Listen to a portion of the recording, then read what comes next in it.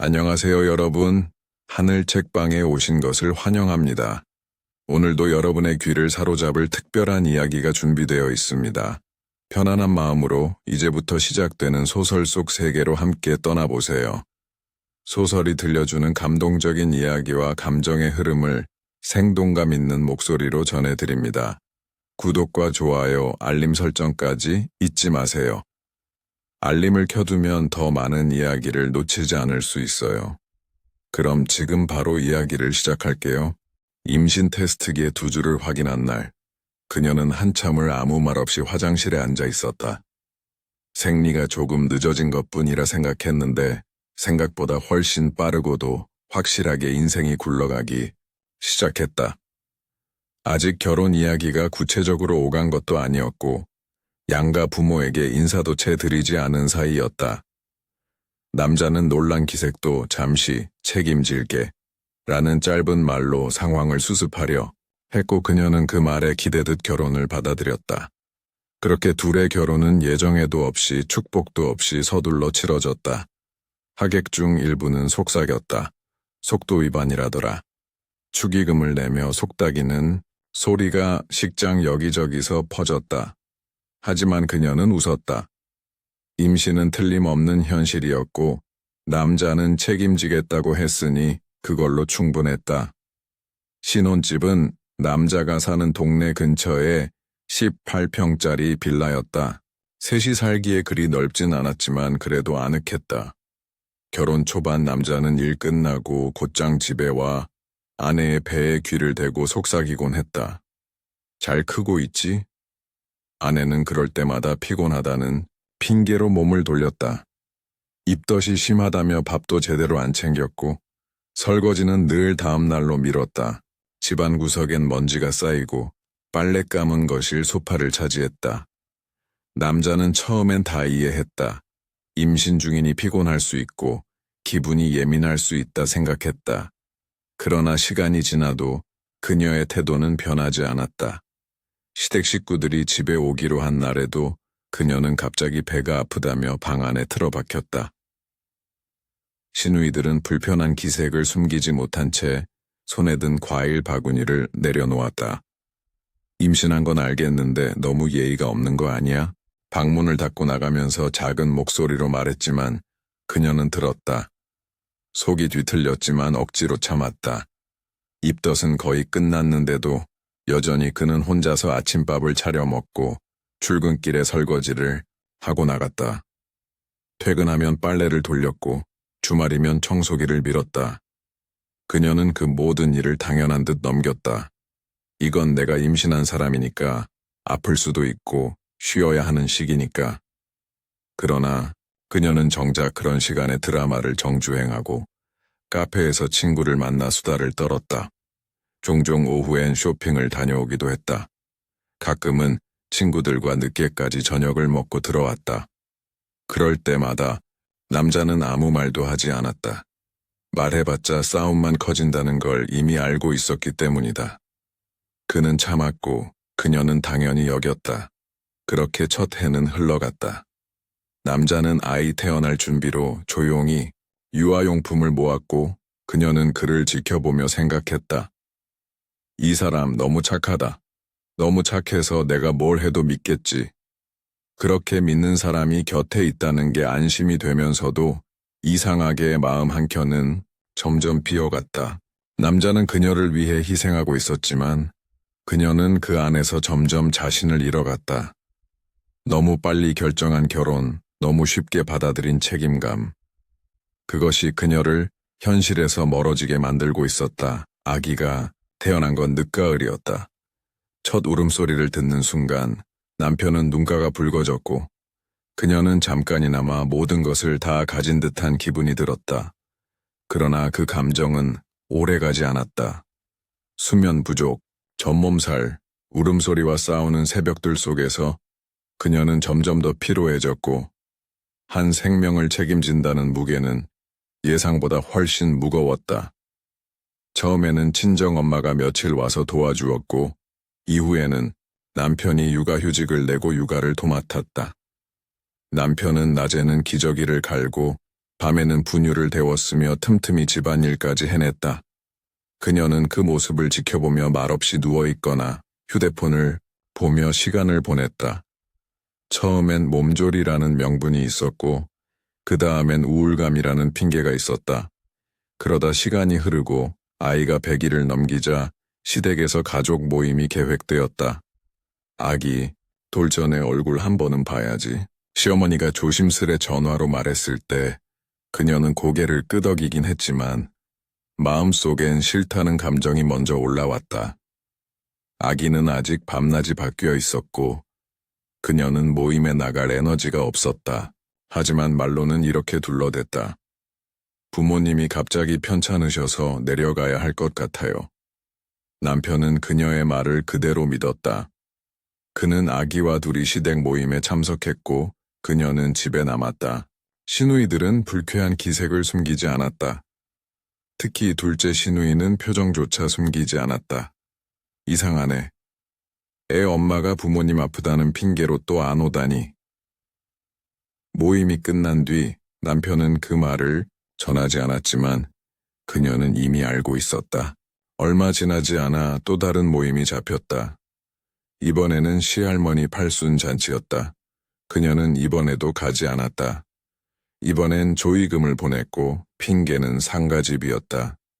모임 다음 날 그녀는 친구들과 늦은 저녁까지 술을 마시고 돌아왔다. 향수와 술 냄새가 뒤섞인 채 들어오는 아내를 보고 남편은 잠시 입을 열 듯했지만 이내 입을 다물고 불을 껐다. 그녀는 신경 쓰지 않았다. 어차피 그는 아무 말도 하지 않겠지라는 확신이 마음을 지배하고 있었기 때문이다. 그런 일들이 몇 차례 반복되자 시누이들의 감정은 곪기 시작했다. 특히 셋째 시누이는 직설적으로 말했다. 언니, 너무하신 거 아니에요? 아무리 힘들어도 가족 행사인데 한 번쯤은 얼굴 비춰야죠. 그녀는 억울하다는 듯 눈을 흘기며 말했다. 나도 사정이 있어서 그런 건데 왜 그렇게 몰아붙여요? 두 사람의 목소리가 높아졌고 남편은 급히 중재하려 들었다. 그날 저녁 부부는 말없이 각자의 방에 누워 있었다. 결혼 전엔 하루라도 안 보면 애가 다를 것 같던 두 사람이었는데 이제는 같은 집에 있어도 멀게만 느껴졌다. 그녀는 점점 집에서 벗어나고 싶었다. 외출이 잦아졌고 남편이 퇴근할 즈음까지 집에 들어오지 않는 날이 늘어갔다. 남편은 말없이 아이를 챙기고 청소하고 식사를 준비했다. 아내가 외출한 날 밤이면 그는 아기를 안고 조용히 혼잣말을 했다. 괜찮아. 아빠가 있으니까. 그녀는 알았다. 남편이 자신을 원망하지 않는다는 걸. 하지만 그녀는 남편의 인내가 점점 부담스러워지기 시작했다. 왜 저렇게까지 하지? 라는 의문이 들었고 그 의문은 곧 불편함으로 변했다. 자신이 돌아가야 할 자리가 점점 줄어드는 느낌이었다. 그때였다. 누군가 다가왔다. 잘생기진 않았지만 자상한 말투, 이해해주는 표정, 관심을 갈구하던 그녀의 공허함을 파고들기에 충분한 남자였다.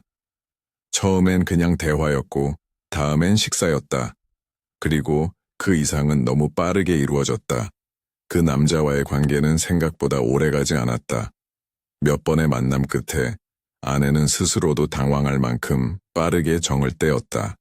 하지만 문제는 그 다음이었다. 한 번 문을 열어버린 죄책감은 일상 속 모든 행동을 정당화하는 명분이 되어버렸다. 시댁의 행사, 아이의 예방접종, 남편의 생일. 그녀는 그 모든 것을 피곤하다. 갑자기 약속이 생겼다.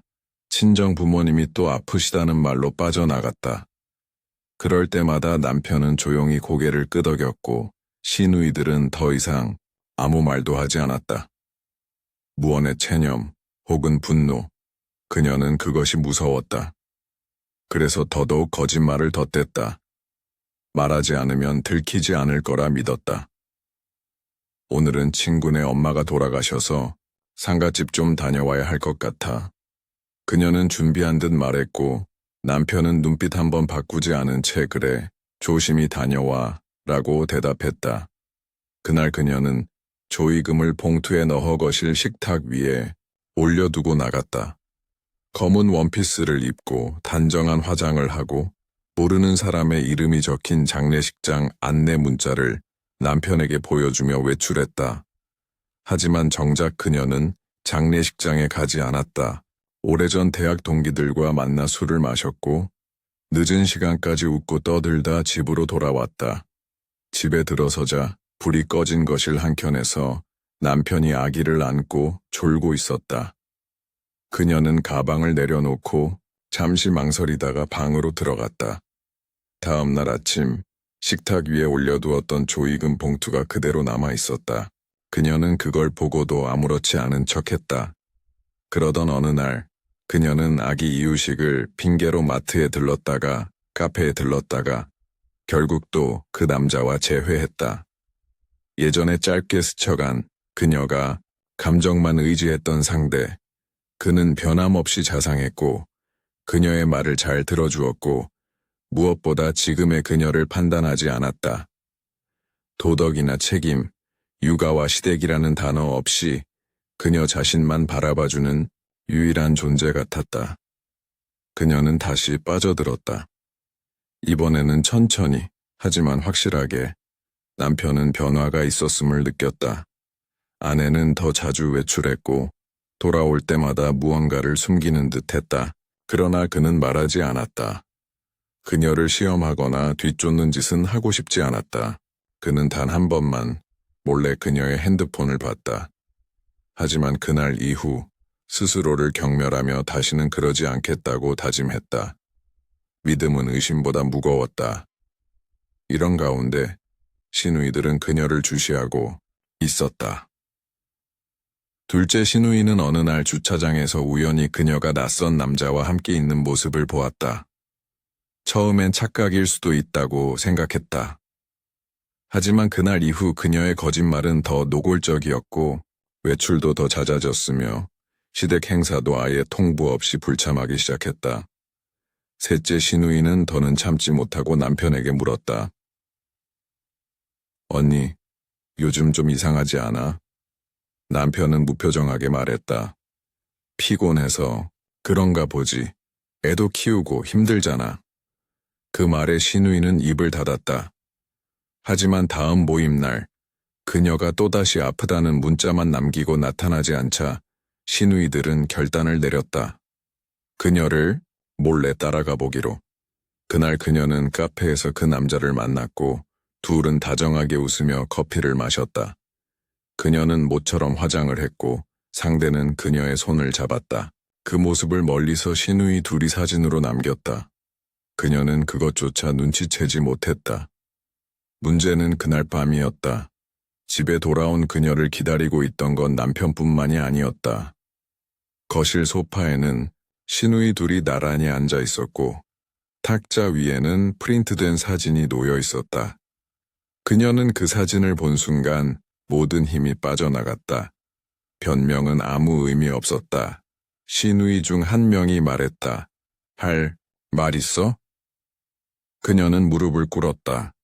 그리고 아무 말도 하지 못했다. 그 침묵이 그녀의 유죄를 증명하고 있었다. 거실 바닥에 무릎을 꿇고 앉은 차에 그녀는 고개를 들지 못했다. 시누이들이 프린트한 사진은 더없이 선명했고 그 안에 그녀는 웃고 있었으며 남자의 손을 잡고 있었다.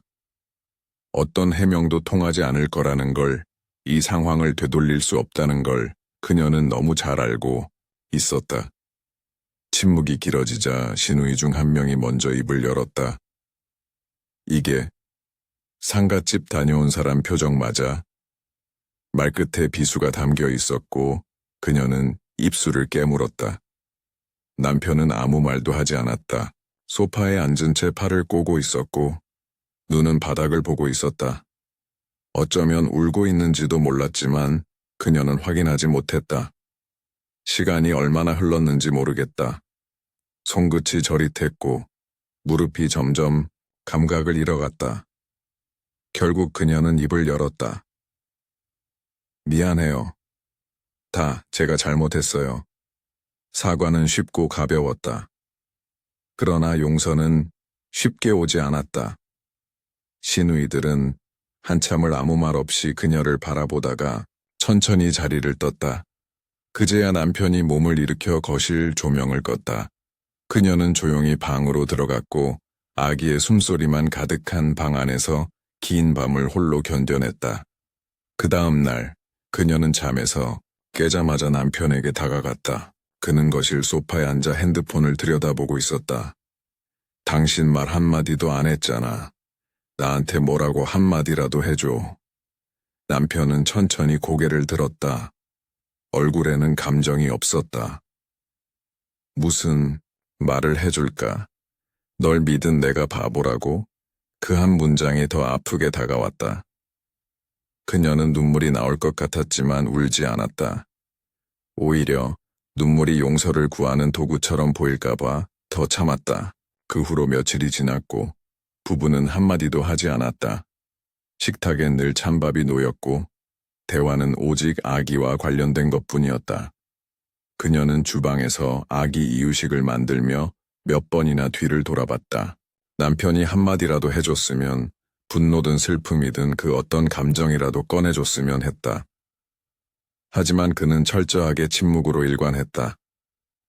그 무표정함이 차라리 분노보다 무서웠다. 결국 결정은 그가 아닌 그녀가 먼저 내렸다. 아기를 안고 조용히 방문을 열고 들어간 남편에게 이혼 서류를 내밀었다. 미안하다고 수백 번 말해도 모자라겠지만 더는 견디기 힘들어요.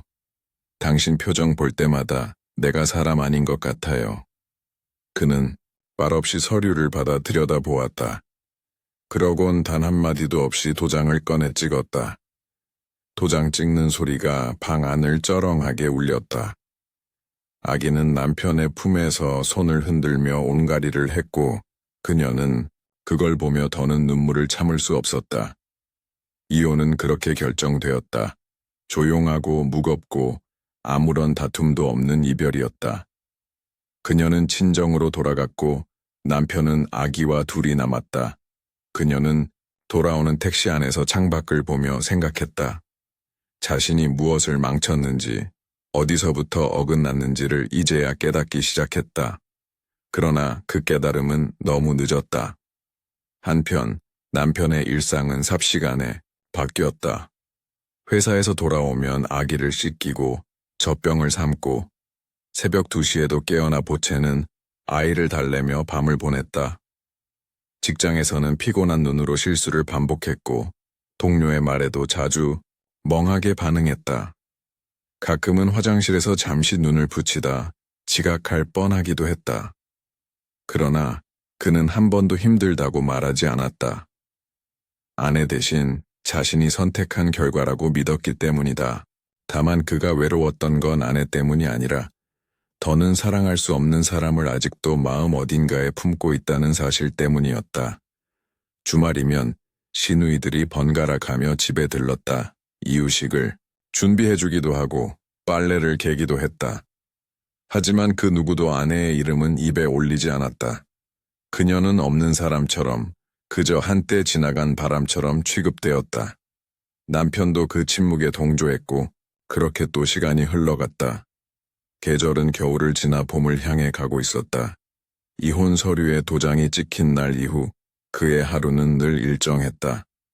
새벽 5시에 기상해 아기 분유를 준비하고 젖병을 소독한 뒤 아이를 안고 거실을 몇 바퀴 돌았다. 출근 전까지는 빠르게 이유식을 만들고 씻기고 기저귀를 갈고 아이의 기분을 살피며 옷을 갈아입혔다. 겨우겨우 보육원에 맡긴 후 그는 회사로 향했다. 사무실에 앉으면 몸은 책상 앞에 있었지만 머릿속은 여전히 아이 주변을 맴돌았다. 젖병은 제대로 씻었는지, 보육원에서 울고 있진 않은지, 혹시 오늘 발진이 심해진 건 아닌지. 전에는 퇴근 후 집으로 돌아오는 길이 숨통을 트이게 했는데 이제는 다시 긴 하루를 마주해야 한다는 절망으로 무거웠다. 퇴근 후 다시 보육원으로 향하면 아이는 작은 팔을 뻗어 그를 향해 웃었다. 그 미소 하나로 하루의 고단함이 잠시나마 녹아내렸다. 그러나 현실은 언제나 무거웠다. 그는 집에 돌아오면 겨우 저녁 한 끼를 대충 때우고 아기를 재우고 산더미처럼 쌓인 집안일을 처리했다. 처음에는 버틸 수 있을 것 같았다. 아니, 버텨야만 한다고 생각했다. 하지만 시간이 흐르면서 그는 점점 지쳐갔다. 몸보다 더 고단한 건 마음 한가운데 자꾸만 스며드는 공허였다. 아내의 빈자리는 단지 물리적인 부재만은 아니었다. 집 안 구석구석에 그녀가 남긴 흔적들이 있었다. 옷장 깊숙이 박힌 그녀의 가디건, 욕실 선반에 남은 헤어 에센스, 냉장고 앞면 아래칸에 굳어버린 그녀가 사다 놓은 샐러드 소스. 그런 사소한 것들이 그를 흔들었다. 그는 애써 외면했고 그 흔적들을 하나씩 치웠다. 그러나 완전히 지우는 건 불가능했다. 아기의 얼굴이 그녀를 닮아 있었다. 눈, 입, 울 때의 표정까지도. 시누이들은 돌아가며 그를 도왔다.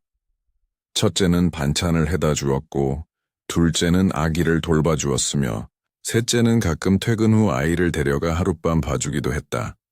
형제간의 전기라기보다는 무너지지 않게 붙잡는 최소한의 동맹처럼 느껴졌다. 하지만 그들 사이에도 아내의 이름은 철저히 금기였다. 누구도 그녀를 언급하지 않았다. 그녀는 그렇게 집안에서 지워졌다. 그는 그녀를 원망하지 않으려 애썼다. 불륜, 거짓말, 무책임했던 태도. 모두 기억하면서도 애써 눈 감았다. 이유는 단순했다. 사랑했기 때문이다. 지금도 그 마음이 완전히 사라졌다고는 말할 수 없었다. 그 마음이 사라졌다면 이렇게 힘들지는 않았을 것이다. 그렇기에 더 외로웠다. 용서할 수 없고 그리울 수밖에 없는 사람. 미워하면서도 마음 깊은 곳에서 여전히 기다리는 사람. 그 감정은 상처보다 오래 남았다. 그녀가 떠난 뒤 몇 개월, 그는 차분히 살아냈다. 회사에서는 육아휴직을 조금 더 늘려주었고 아기와 보내는 시간은 그에게 점점 익숙해졌다. 밤중 수유도 이제는 힘들지 않았고 아이의 웃음소리를 들을 때면 하루쯤 피곤한 건 아무래도 괜찮았다.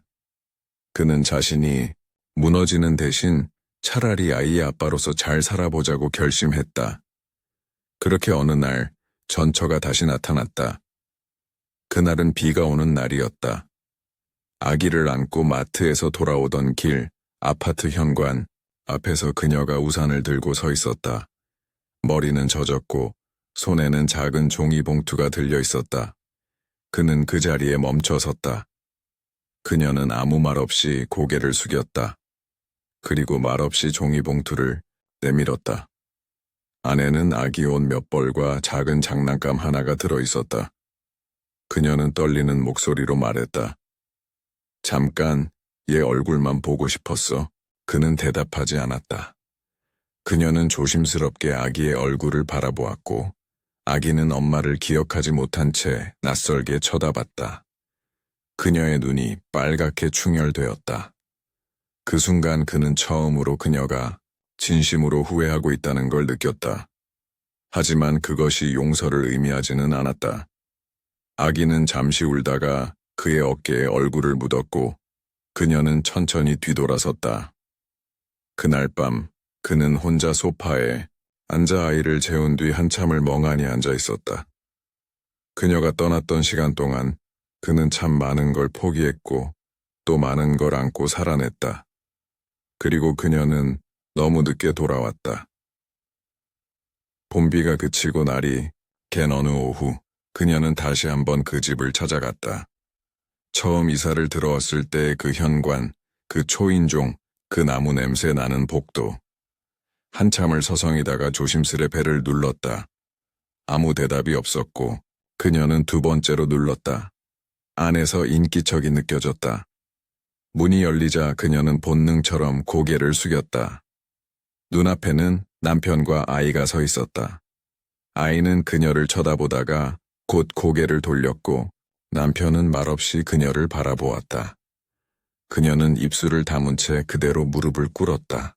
콘크리트 바닥은 차가웠지만 그것만으로는 죗값이 되지 않는다는 것을 그녀도 알고 있었다.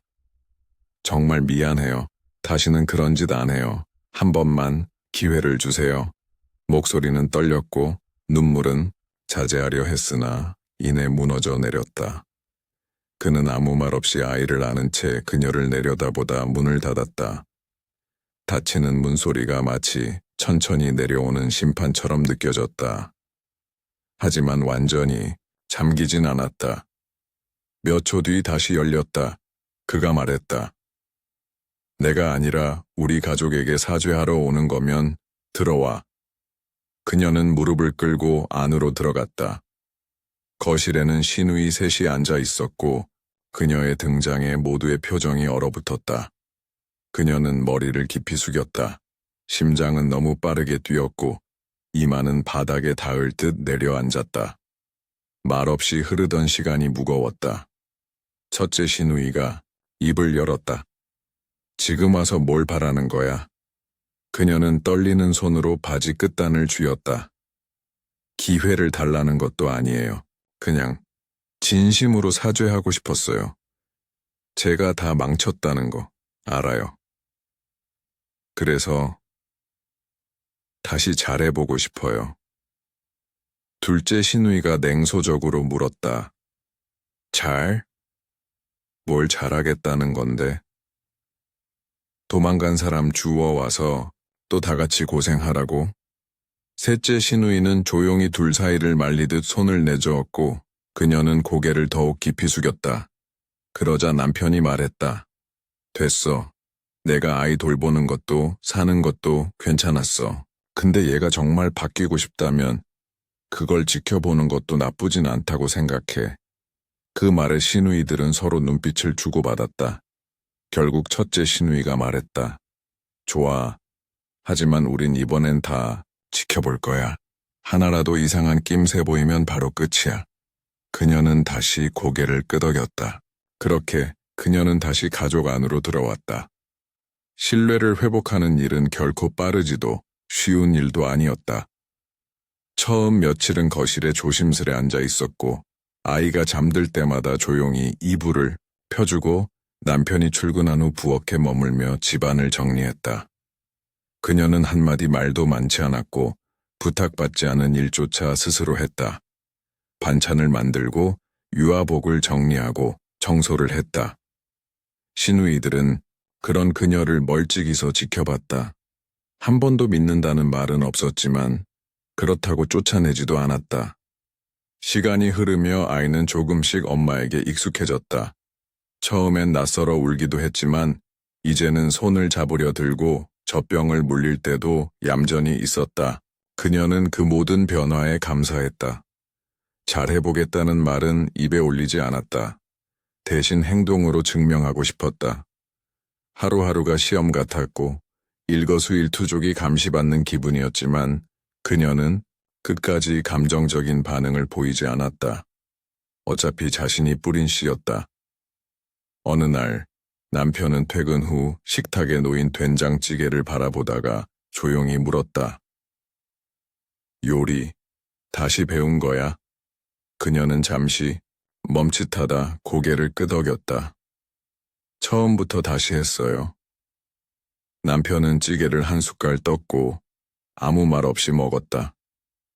그날 그는 처음으로 그녀가 끓인 음식을 남기지 않았다. 그것이 작지만 아주 작지만 분명한 변화였다. 봄이 지나고 여름이 오기까지 그녀는 단 한 번도 게으름을 부리지 않았다. 이른 아침엔 가장 먼저 일어나 아기 이유식을 준비했고 남편 도시락을 쌌다. 오후에는 주변 마트에서 장을 보고 틈틈이 집안을 정리했다. 세제 냄새, 쌀 씻는 물소리, 빨래가 마르는 냄새. 그런 일상이 처음에는 불편하고 생소했지만 어느 순간 익숙해졌다. 그녀는 하루가 끝날 즈음이면 아이를 안고 다정하게 자장가를 불렀고 아이가 엄마 품을 좋아하게 되자 남편은 조금씩 안도하는 기색을 보이기 시작했다. 시누이들도 더는 날카로운 시선을 보내지 않았다. 여전히 마음을 열지는 않았지만 감시보다는 관찰로 변한 느낌이었다. 특히 셋째 시누이는 말없이 그녀가 만든 김치를 집으로 가져가기도 했고, 둘째는 아이 옷을 사다 주며 덤덤하게 말하곤 했다. 얘가 제일 잘 어울리는 색이더라. 그녀는 그 말에 깊게 고개를 숙였다. 다음 날 더 정갈하게 빨래를 개어두었다. 그 모든 행동은 다시 받아들여지고 있다는 걸 스스로 확인하는 작은 의식 같았다. 남편은 퇴근하면 식탁에 앉아 그녀가 해놓은 밥을 묵묵히 먹었다. 예전엔 식사 중 대화가 없다는 게 고통이었지만 이제는 그 침묵이 불편하지 않았다. 그는 말 대신 한 그릇을 깨끗이 비우며 그 나름의 신호를 보냈다. 그녀는 그것으로 충분했다. 아이도 점점 밝아졌다. 낯가림 없이 사람을 잘 따랐고 엄마의 품에서 자주 웃었다. 그 웃음 하나에 그녀는 1000번도 더 다짐했다. 다시는 예전처럼 살지 않겠다. 그렇게 시간이 흘렀다. 가족들 모두가 조심스레 안정을 찾아가던 어느 날, 그녀는 우연히 그를 다시 마주쳤다. 그 남자, 예전에 외도를 함께 했던 사람이었다. 마트 입구 앞, 카트 손잡이에 기대선 그는 익숙한 눈빛으로 그녀를 바라보았다. 그녀는 눈을 피하며 지나치려 했지만 그가 먼저 다가왔다. 오랜만이네. 잘 지내? 그녀는 침묵했다. 그는 허리를 약간 굽히며 말했다. 예전처럼 잠깐만 봐. 예전만큼 부담스럽지 않게. 그녀는 그제야 입을 열었다. 이제 그런 연락하지 마요, 다시는. 단호한 말투였다. 상대는 의아한 표정을 지었지만 더는 붙잡지 않았다. 그녀는 돌아서서 걸었다. 뒤돌아보지 않았다. 이젠 진심으로 끝낼 수 있었다. 마트로 들어가 냉동실 앞에 섰을 때야 비로소 가슴이 뛰는 걸 느꼈다. 손에 쥔 장바구니, 손잡이를 쥔 채 그녀는 작게 숨을 들이쉬었다. 무언가 진짜로 정리됐다는 안도감이 처음으로 찾아왔다. 그러나 그 장면을 멀리서 지켜본 눈이 있었다. 바로 둘째 시누이였다. 그녀는 우연히 마트 반대편 코너에서 장을 보다가 그 광경을 목격한 것이다. 물론 직접적인 대화는 듣지 못했지만 익숙한 얼굴의 낯선 남자가 다가와 말을 거는 모습, 그녀가 당황한 듯한 표정을 짓고 돌아서는 모습은 충분히 의심을 불러일으켰다. 시누이는 고민 끝에 아무 말도 하지 않은 채 집으로 돌아갔다. 하지만 의심은 마음속에 남았다. 그리고 며칠 뒤 그녀는 조용히 흥신소에 의뢰했다. 그 사람이 또 바람을 피우는 건 아닌가라는 불안이 떨쳐지지 않았기 때문이다. 그 사실을 모른 채 그녀는 이전보다 더 성실한 일상을 보냈다. 남편은 조금씩 그녀와 함께 앉는 시간이 늘어났고 아기의 말투도 엄마를 부르는 방식이 자연스러워졌다. 마치 처음부터 이 가족이 온전했었던 것처럼 작은 평화가 흘렀다. 그러나 그 평화는 너무도 쉽게 무너질 수 있었다. 몇 주 뒤 그녀는 골목에서 낯선 남성에게 사진 한 장을 들이밀며 접근하는 사람을 마주쳤다. 그가 묻지도 않았는데 말했다. 우리 쪽에서 의뢰를 받았어요. 실례했습니다. 그녀는 그제야 모든 걸 알아차렸다. 누군가 자신을 미행하고 있었다는 사실을. 얼굴이 하얗게 질렸다. 당장 시누이들이 떠올랐다. 모처럼 쌓아 올린 신뢰, 복구된 관계가 한순간에 깨지는 소리가 귀 안쪽에서 울렸다. 그녀는 입술을 깨물고 조용히 뒷골목을 빠져나왔다. 이번에는 울지 않았다. 대신 속으로 되뇌었다. 나는 잘못한 게 없어. 이번엔 정말 아니다. 하지만 억울함을 설명해야 하는 상대는 가장 믿기 어려운 사람들이었다. 그날 밤 그녀는 잠들지 못했다. 미행자에게서 사진이 찍혔다는 사실보다 그것이 그녀를 감시하기 위한 의뢰였다는 현실이 더 충격이었다. 자신이 어떤 대상처럼 관찰되고 있었고 그 감시의 끝에 신뢰가 아닌 불신이 도사리고 있었다는 게 견디기 어려웠다. 누가 시켰는지는 굳이 확인하지 않아도 알 수 있었다. 시누이들 중 누구였든 다시 자신을 의심하고 있다는 건 분명했다. 아니, 어쩌면 처음부터 단 한 번도 완전히 믿은 적이 없었을 것이다. 눈을 감고 있어도 마음이 고요하지 않았고 눈꺼풀 아래엔 자꾸만 억울함이 떠올랐다. 새벽이 되어서야 겨우 잠에 들었고 아이의 칭얼거리는 소리에 다시 일어났다. 그녀는 아무 일 없던 사람처럼 하루를 보냈다. 밥을 하고 아이를 씻기고 집안일을 했다. 그러나 마음 한구석에서는 계속 무너지는 소리가 났다. 식탁에 앉아있는 남편을 바라보다가 문득 이런 생각이 들었다. 이 사람도 나를 믿지 않을까? 확인하고 싶었지만 묻지 못했다. 그런 말조차 의심으로 보일까 두려웠다. 며칠 뒤 둘째 시누이가 집을 찾아왔다. 반찬통을 들고 들어선 그녀는 평소와 다름없이 인사를 건넸지만 눈빛은 달랐다. 무언가 확인하러 온 사람처럼 냉정한 기색이 스며 있었다. 그녀는 차를 내오며 아무렇지 않은 듯 웃었지만 시누이는 묵직한 한마디를 던졌다. 마트에서 봤어. 그 남자. 그녀는 순간 호흡이 멎는 느낌을 받았다. 심장은 벌써 거짓말이든 해명이든 준비하지 못한 채 뛰기만 했다. 시누이는 그녀의 반응을 지켜보다 덧붙였다. 또 시작이야. 그제야 그녀는 입을 열었다. 아니에요. 정말 아니에요. 그날 그냥 길에서 우연히 마주친 거예요. 먼저 말 걸어서 단호히 거절했어요. 다른 건 없었어요. 시누이는 눈을 가늘게 뜨고 그녀를 바라보았다. 말보다 반응을 보고 판단하겠다는 태도였다. 침묵이 길어졌다. 그녀는 억울함이 목구멍에 걸려 넘기지 못한 채 앉아 있었다. 그 침묵 끝에 시누이는 천천히 입을 열었다. 흥신소 사진도 받았어. 너 걔랑 마주보고 서 있었잖아. 그녀는 숨을 삼켰다. 그 짧은 장면을 찍힌 사진이 전부가 아니었다는 걸 말로 설명하는 건 너무 무력했다. 맞아요. 근데 그게 다예요. 내가 뭔가 잘못했으면 벌써 얘기했겠죠. 근데 난 그날 거절했어요. 정말이에요. 시누이는 반찬통을 식탁 위에 내려놓고 일어났다. 내 말이 진심인지는 모르겠지만 나는 내 과거도 기억나. 그 말은 칼처럼 꽂혔다. 과거는 과거라는 말이 얼마나 허무한지 그 말 앞에선 아무 의미도 없다는 걸 깨닫는 순간이었다. 그날 이후 그녀는 눈치가 날카로워졌다. 시누이들이 집에 오면 먼저 눈치를 살폈고 집안일은 더 꼼꼼히 챙겼으며 외출은 최소화했다. 그러나 이 모든 것이 방어처럼 느껴졌다. 그녀는 다시 공격받는 입장이 되었고 매 순간 자신의 진심을 증명해야 하는 삶으로 돌아온 기분이었다. 이전과 다르게 이번에는 분노가 생겼다. 억울함을 넘은 감정, 자신이 그토록 노력한 시간들이 한 장의 사진으로 부정당하는 현실이 그녀를 조금씩 갉아먹고 있었다. 남편은 그 변화를 눈치챘다. 식탁에 앉아 조용히 밥을 먹던 어느 날 문득 말했다.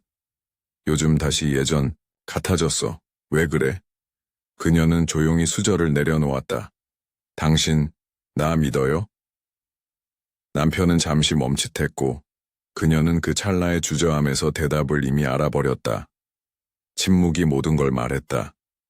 그녀는 고개를 숙인 채 말을 이었다. 난 노력했어요. 잘해보려고. 그런데 단 한 번의 장면으로 다 무너졌어요. 나 계속 이렇게 살아야 해요? 남편은 대답하지 않았다. 여전히 조용했고 밥을 다 먹고 자리를 떴다. 뒷모습은 무겁고 멀게만 느껴졌다. 그녀는 그저 식탁 앞에 앉아 남겨진 밥상을 바라보다가 천천히 일어났다. 이번에도 울지 않았다. 눈물은 변명을 정당화시켜주는 것 같아 꾹 눌렀다. 며칠 후 그녀는 작은 캐리어 하나를 끌고 조용히 집을 나섰다. 남편이 출근하고 아이가 보육원에 있는 시간이었다. 식탁 위엔 짧은 메모 하나가 놓여 있었다. 나는 진심이었어요. 하지만 더는 매일 시험을 보며 살고 싶진 않아요. 그녀는 그렇게 다시 집을 떠났다. 이별은 두 번째였지만 마음은 첫 번째보다 더 무거웠다. 그녀가 떠난 날, 집은 평소보다 더 조용했다. 평소 같으면 퇴근하고 돌아오는 길목에 저녁 냄새가 풍겼을 것이고, 거실에는 아이의 장난감이 흩어져 있었을 것이다. 하지만 그날 저녁, 남편이 문을 열었을 때 맞이한 건 차가운 공기와 정돈된 적막뿐이었다. 식탁 위에는 짧은 메모가 놓여 있었다. 그녀의 필체는 또렷했고, 문장은 짧았지만 무겁게 가라앉아 있었다. 그는 메모를 손에 쥐고 한참을 가만히 서 있었다. 떠난다는 말은 적혀 있지 않았지만 모든 문장은 이별을 가리키고 있었다. 그는 아이를 데려온 뒤 식탁에 앉아 아무 말 없이 앉아 있었다. 아이는 엄마를 찾지도 낯설어 하지도 않았다. 이제는 그녀 없이도 잠드는 것이 익숙해졌다는 듯 혼자 장난감을 가지고 놀다가 조용히 잠들었다. 그는 그날 밤 잠들지 못했다. 떠나기 전 그녀가 남긴 것들은 그 모든 것이 그녀가 마지막까지 자신의 역할을 다하고 떠났다는 사실을 보여주고 있었다. 정리된 옷장, 깨끗이 접힌 빨래, 아이 가방 안에 미리 챙겨둔 다음날 옷까지. 그는 몇 번이나 메모를 다시 읽었다. 진심이었다는 말이 머릿속에 맴돌았다. 그런데 그 진심을 믿지 못한 건 그녀가 아니라 바로 자신이었다는 걸 이제야 깨달았다. 며칠 뒤 시누이들이 집으로 찾아왔다. 놀란 눈치였지만 곧 어색한 침묵에 잠겼다. 그들 역시 예상했는지도 몰랐다. 그중 둘째가 조심스럽게 물었다. 그런데 진짜 아무 일 없었던 거야? 그날 그 남자랑. 남편은 잠시 눈을 감았다가 천천히 고개를 들었다. 내가 본 건 없었어. 들은 것도 없고. 근데 말끝을 흐리다 말없이 고개를 숙였다. 시누이 중 한 명이 조용히 말했다. 설령 아니었어도 우린 이미 마음속에서 의심하고 있었나 봐. 그 말은 부메랑처럼 모두의 가슴에 돌아왔다. 정작 증거가 없는데도 오직 과거라는 잣대 하나로 그녀를 다시 판단했고 결국 스스로 그 판단에 갇혀버렸다는 자각이었다. 침묵이 이어졌고 식탁 위에 놓인 메모를 본 시누이들은 그제야 말없이 고개를 숙였다. 며칠이 지나고 남편은 그녀가 묵고 있을 법한 장소들을 찾기 시작했다. 친정집에 전화를 걸었지만 그녀는 거기에도 없었다. 친구들에게 연락을 돌려봤지만 다들 몇 달 전부터 연락이 뜸했다고 했다. 휴대폰은 꺼져 있었고 메시지에는 읽지 않은 상태로 표시만 남아 있었다. 그는 점점 불안해졌다. 그녀가 다시는 돌아오지 않을지도 모른다는 감정이 아니라 지금 이 순간 어디서 어떻게 지내고 있을지 모른다는 막연한 불안이 그를 무겁게 짓눌렀다. 아이 역시 어느 순간부터 이상을 감지하기 시작했다. 엄마가 자주 집에 있었을 때는 쉽게 잠들던 아이가 이제는 한참을 울다 지쳐 잠들기 일쑤였고 낮에는 괜히 짜증을 부렸다. 그는 아기를 안고 서성이며 여러 번 중얼거렸다. 엄마, 곧 올 거야. 조금만 기다리자. 하지만 그 말은 점점 그 자신에게 하는 위로처럼 들렸다. 남편은 생각했다. 한 번의 이별이었고 두 번째의 후회였으며 아직 끝나지 않은 현실이라고. 시청해 주셔서 감사합니다. 구독과 좋아요는 영상 제작에 큰 힘이 됩니다. 감사합니다.